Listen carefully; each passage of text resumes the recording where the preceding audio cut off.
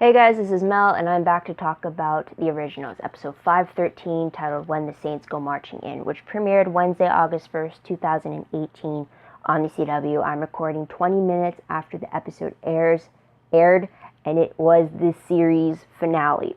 I think I've been literally bawling my eyes out for like the last half hour now. It's finally calmed down. I even had to make my notes as the tears fell. But anyways, huge spoiler alert. If you haven't seen the episode already, please go do so first and then come back and see what I have to say about the episode. One moment. Sorry, cough. But otherwise, video reminders are up on screen. Take a moment to remind yourselves of those. I honestly think you should watch the episode first.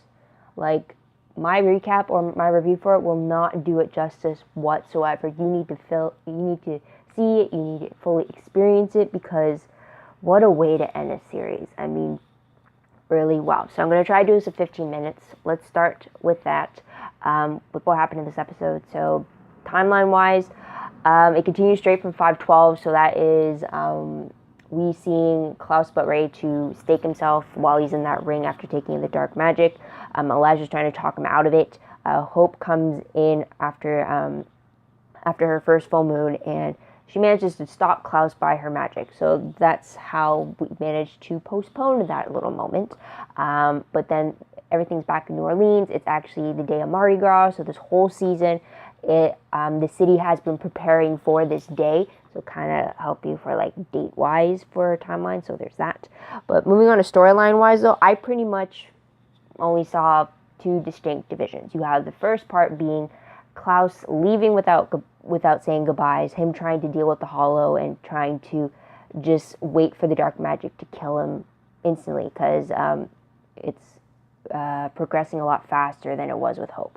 And then the second half of the storyline was when Klaus returns and he does have his goodbyes with his family. So with the first storyline, you see Klaus dealing with hallucinations from Michael and Camille, kind of like the angel and the devil on your shoulder. Michael not only trying to get Klaus to succumb to the darkness, but to also kill Hope, while Camille is trying to talk him and see sense and no, don't do this type of thing. So that's him trying to fight it all while trying to escape out of the city. Second storyline is goodbyes with Klaus, as I said. So we hear many different stories about over the years of Klaus's highs and lows, mostly familial antidotes. We also see a family dinner filled with laughs and smiles and just all around good time. We also see the return of the bonfire wishes that they usually do during Christmas time. And then we see specific goodbyes that Klaus has with Hope, Rebecca, and Elijah. So there's that. Now the last scene of the moment is the death of Klaus and Elijah by each other's hands, which is what they agreed to. So two extra parts. What was the moment that really started the tears for me? It has to be the moment where, I guess, the first of the goodbyes that Klaus had with Hope, and it's really his words to her. And it was when he said this quote, "You've helped me feel something I thought was never possible. Unconditional love, my daughter, my heir, you are my heart." That started the tears for me. Now, what really got the heart pounding, really heartbreaking moment, tears falling and they just never stopped. It started when the last scene between Klaus, Rebecca, and Elijah started at that park bench, and then pretty much from that moment on, the tears just didn't stop. They maybe like slowed down a bit, only to restart up again once the episode, once the scene continued. Really, the commercial was my only saving grace. If not, anyways, heartbreaking. It's just, yeah, I mean, like, these characters have spent the last 1,000 years of history, and yet it's long enough for them, but for me, it's just, I still want more. So there's that. Small tidbit though, before I get into another part, is that we do see Hope's artistic ability being more extraordinary than ever. Her latest painting we saw was like almost lifelike in a sense. She draws a family portrait. It's kind of like when you go to like a professional photographer, everyone's all dressed up and you get ready to pose and such. It was kind of like one of those. So she painted everybody in that type of a scenario, all members of her family. And then I noticed she also included Alaric in there. He's kind of in the middle background. For it, I definitely want a screenshot of that photo, because that was really good. So there's that. And in that moment where we saw that, we do see a spirit version of Haley just being there watching over Hope. So there's that. So I did want to talk about the end games for our characters. So we do know that Klaus and Elijah die, taking the dark magic with them. For Rebecca, we see her being offered the chance to have the cure, courtesy of Klaus asking that of Caroline. It is implied that she will have it once Damon Salvatore is done using it. So she gives herself 100 years to be with Marcel. So she proposes to him, and she gives her life to him until she takes her last human breath. And he says yes, so there's that. We also see Freya and Keelan deciding that they want a family together, and they want their child to be fathered by Vincent. He refuses at first, but he eventually decides that he'll do it with them, after realizing that if Klaus has gotten to a point in his life where he's able to make the sacrifice that he made, then he believes that he should be able to move past the losses that he's had over his life. So it's kind of like, if he can do it, I should be able to do this too, type of thing. We also hear Hope planning to return to school and to do whatever she can to make Klaus proud of her and bring goodness to the Michelson name, which he knows that she will do. Also, it is implied that Cole will return to Davina. Elijah even pointed out that if Cole is not able to be there for Hope in any way, then Elijah joked about haunting Cole's ass until he does it. So that was fun there. Also, Endgame as a whole, though, Marcel bought tickets for all the vampires in the quarter so that they leave, so that New Orleans could be vampire free. He wants to give the city back to the people. He's saying that if I'm leaving, then so are you guys, type of thing. So there's that. Moving on to most shocking moment of the episode. I don't know why. I mean, there's speculations that this was going to happen, but it still surprised me when Elijah decided to still die alongside Klaus. I mean, there was many speculations over the fact, will Klaus die by himself or would Elijah take his place? It's either one of them was going to die with the dark magic inside of them. So it was a huge surprise where, despite Klaus having the dark magic in him, Elijah still decided to die alongside his brother. So that was a huge shocker there. Huge teary-eyed moment there too. So there's that. But moving on to top 3 favorite moments. A huge favorite for me would have to be the family dinner scene, as well as like the sharing of the old stories with Klaus. Just like the family anecdotes, all the smiles, the laughters. While it was mostly just like kind of like a montage or a lot of like overlapping conversations happening where you can't really pick up what's being said at some point, or you're only hearing bits and pieces of a conversation. I love this moment because we finally get to see them all happy together. We finally get to see them with smiles on their faces. We finally get to see them just enjoying being a family and not being at each other's throats, which is something I've always wanted to see for this family, with all the bad history between all of them and trying to kill each other or gagging each other and stuff. I've waited so long for this moment to happen for them.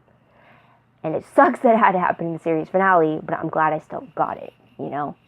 Another favorite of mine, a huge thing that I love with this series is all the nods back to things done previously. So deja vu moments, I'd like to say. So main one being, well, not main one, a few of them being, one, Rebecca blocking the road when she stopped Cole driving away. She did that a lot on the Vampire Diaries, notably in season 3, episode 22, when she did that, which resulted in Elena dying. But anyways, another deja vu moment was Klaus having to fight against a hollow-induced hallucination of Michael. We saw that in the earlier portion of season 4 when he was first influenced by the hollow, and having to deal with those. It was when the hollow was so much in his head that he couldn't tell what was hallucination and what was real. So there's that. A callback to the family photo from episode 209, where Hope, baby Hope, was with Klaus, Elijah, Rebecca, and Haley for the first time, all 4 of them. It was right beside her first bonfire moment. Rebecca had found an old camera. She asked Klaus to kind of hoping that if the camera still worked, and I clearly remember Klaus just not wanting to take a selfie type of moment. He's like, oh, bloody hell. It's in a lot of like the comedic videos that fans have made. So that moment I remember. Although I'm pretty sure that they burnt that photo. So I really hope that I'm assuming they use magic to kind of bring it back. But anyways, also that park bench, Klaus and Elijah did bring up the fact why it was so important to them, and that was because they sat at it in the series premiere of the originals, talking about what Hope could mean for them, what Hope's existence could mean for them. He thought of her as an heir to his kingdom. Elijah thought of her as a road to redemption for their family. So it's great to have them revisit that, and also bring homage to that too, like actually point it out. Also, the family members kind of roasted memories about Klaus while drinking together. It really did bring back memories to when the Vampire Diaries characters did that in 5/11 when they were celebrating Catherine's death. More of like, while it wasn't memories of her, it was kind of them listing off all the ways she had wronged them. So different vibe than to this one, but still same sentiment, sharing memories, right? So there's that. Another thing was we got to see the return of Klaus's voicemail to Caroline. He left to her in Vampire Diaries episode 422, also the backdoor pilot of the originals. And we actually got to hear it play out once again, and that was pretty much him making a promise to her to show New Orleans, and she came to collect that promise, so he gives her a tour. Also, apparently on the CW app, there is a bonus Caroline scene out there of him giving her the tour.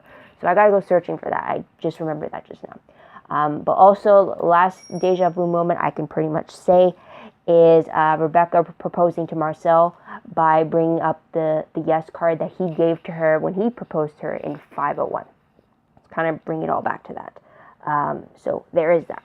Another favorite, or I guess a huge favorite for me for the episode as well, is all the different relationships that we got to see have their sort of conclusions, or at least have their big moment to shine. Klaus showing his love for Hope, that was fantastic to see one last time. Those always got me the most, just to see Klaus allow himself to be that vulnerable or to show that much emotion to somebody. So that was always great. Another was the fact that Rebecca is now choosing to have happiness with Marcel, after realizing that that's exactly what Cole was trying to say to her. So there's that. Also, Caroline giving Klaus a kiss goodbye, a kiss that pretty much has been, they've been building up to it for the last 14 years since their time in the forest in 5/11 of the Vampire Diaries. So there's that. They also talked about what could have been, like if Klaus had more time. She believed that she might have let him chase her for another century or so before she gave it some thought, because the chase was part of the fun. So don't know if, yeah, so we'll leave it at that. Also, the fact that Freya and Keelan came to the decision that they are going to have a family together, and also including Vincent in that honor. So that was great there to see the relationships that way. At least get to, at least setting it up so that their stories could kind of continue forward. It's something that we could still see over in Legacies maybe. We could see, well, I'll get to that later. But another thing that I liked about the episode was that I truly appreciated at the very beginning when Hope kept bringing up all the previous delays that they'd done in regards to stopping the Hollow. And I liked how she kept bringing all those different ways, how splitting it up into the different Michaelses again, how burying it or daggering it, or listing all these different possible ways that they could at least prolong Klaus's death, and then have Freya give a reason as to why it can't be used again. Because in my head I'm thinking, well, why can't you do that again? Buy yourself some more time. And to have Freya say why they can't do it, because I'm thinking, well, why not? There's no actual reason why you can't do it, right? Prolong this a little longer, but it was great to get an actual explanation from Freya about the fact that there's not enough magic in the world to delay this type of thing, which I could argue greatly, but I'll bring that into random questions. But anyways, moving on, top 3 peeved moments. I will have to say, I guess the only peeve I really had was that I was expecting to see the afterlife. But I guess because we saw it last episode, we weren't going to see it in this one. But like the Vampire Diaries ended with the final scene taking place in the afterlife. So I kind of expected the same thing to happen for the originals. And also I was a little peeved that Elijah didn't tell Klaus that he knew that peace existed in the afterlife because of Hope's message from Haley to Elijah about how she was waiting for that dance from him. I mean, there's no way that Hope would have known about that unless she spoke to Haley about it, right? So it's like, I don't know. I just didn't like that there was no confirmation that way. The only way you would have known is if, like, you've been following along for both shows this whole time. So it just kind of miffed me off because I really would want to see what the afterlife would have looked like for Klaus and Elijah. I mean, what is peace for the both of them, right? So there's that. Moving on, there's the timer. What will I remember most about this episode? The fact it's the series finale. That in itself is just enough to tell me to cue up the tears, or to prepare for the tears. I should say to cue them up and to have like a box of tissue waiting for me. So there's that. Random questions though, very quickly. I just want to point out that I don't know why, but it just hit me like earlier today though. But I did have a question from like I think the first 3 episodes of the season about why Hope's curse wasn't triggered when she played a part in Henry's death to become a hybrid, because he did have to die in order to transition into a hybrid. And it's because that he was already a werewolf. He was already a supernatural being before he died to become a hybrid. And her curse was triggered when she caused a human death. So that's why it wasn't. So I finally answered my own question. So that felt good, finally. But my second question was, and it kind of pertains to my peeve, was I was wondering if anyone else got the sense that by not admitting that they knew that peace was in their afterlife, or by not showing Klaus and Elijah finding peace in the afterlife, I'm wondering if anyone else got the impression that it kind of left the door open to the idea that Klaus and Elijah could have their own adventure on their journey to finding peace in the afterlife. Because Klaus brought up the question about what if it's just darkness at the end of the tunnel, and Elijah says, well, kind of answered, well, if there is, we'll deal with it together type of thing. So it's kind of like they both jump in and whatever happens, they'll get through it type of thing. So I'm wondering if that sets it up. I mean, I know we won't see it unless like they have it as like a storyline for one episode on Legacies where they both guest star in that sense, but or have a special guest starring role in that sense. But someone could write it as a fan fiction. I mean, why not? I mean, I could definitely sense it because I didn't see where they end up in the end. It definitely leaves the door open for that too. So I will leave that at that. But I did mention how I think they could have delayed Klaus's death, and I was going to say it now. But if you remember back on the Vampire Diaries in season 3, in 322, that episode did show Klaus's body dying. His body desiccated. He was staked with the white oak stake, and his body burst into flames. Right? But he survived that, and he survived that death because his soul wasn't in that body. He was possessing Tyler's body at the time, and with help from Bonnie's magic, he was able to return back to his body, all fresh and new, and his his bloodline, his vampire bloodline was still intact because all the vampires on the Vampire Diaries were from Klaus's bloodline. So that begs the question as to why they couldn't do something like that. Again, why did it have to be? Like, I know why Klaus wanted to sacrifice himself. But, theoretically, why couldn't Klaus just put his spirit or his soul in another body and then kill his original body?